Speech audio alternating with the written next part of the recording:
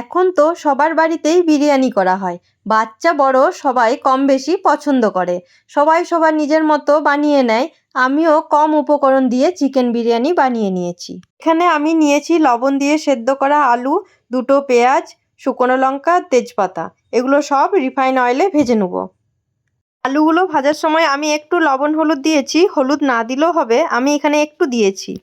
চিকেনের জন্য ওই তেলের মধ্যে পেঁয়াজ ভেজে চিকেনগুলো দিয়ে যে পরিমাণে আদা রসুন দেওয়া হয় তার থেকে একটু বেশি পরিমাণে আদা রসুন লঙ্কার পেস্ট দিয়ে আর একটু হলুদ দিয়ে পরিমাণ মতো লবণ, 1 চামচ ধনে গুঁড়ো, জিরে গুঁড়ো আর জল দিয়ে ভালো করে চিকেন কষিয়ে নিয়েছি। আমি আর জল ব্যবহার করিনি। সেদ্ধ হয়ে এলে গরম মশলা আর বিরিয়ানি মশলা দিয়ে নামিয়ে নিয়েছি। এখানে গ্রেভিটা একটু বেশি হয়, তার জন্য আদা রসুন একটু বেশি ব্যবহার করেছি।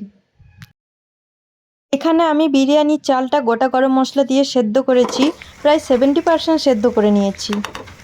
হাতে জল ঝরিয়ে এর মধ্যে পরিমাণ মতো লবণ, চিনি, বিরিয়ানি মশলা আর গরম মশলা দিয়ে ভালোভাবে মাখিয়ে নিয়েছি।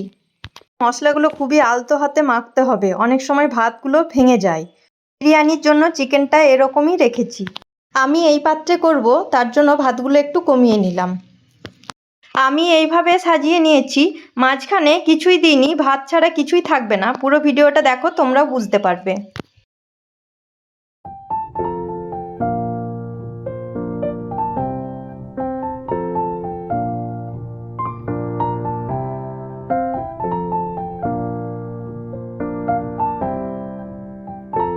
সব লাস্টে আবারও একটু বেরেস্তা দিয়ে এখানে 1.5 চামচের মতো ঘি দিয়েছি আর একটু গরম জল দিয়েছি।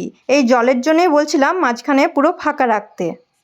এখানে আমি হাফ গ্লাসের মতো জল দিয়েছি, তারপর আটা দিয়ে চারিদিকটা বন্ধ করে দিয়েছি। এটা প্রায় 10 মিনিট হবে, হলেই হয়ে যাবে। গ্যাসের ফ্লেমটা প্রথমে একটু হাই করে লো করে দিয়েছিলাম। এইভাবে আমি চিকেন বিরিয়ানি করি, খুবই সহজে আর খুবই ঝুরঝুরে হয়। আমার ভিডিও ভালো লাগলে লাইক, কমেন্ট, শেয়ার করে দিও।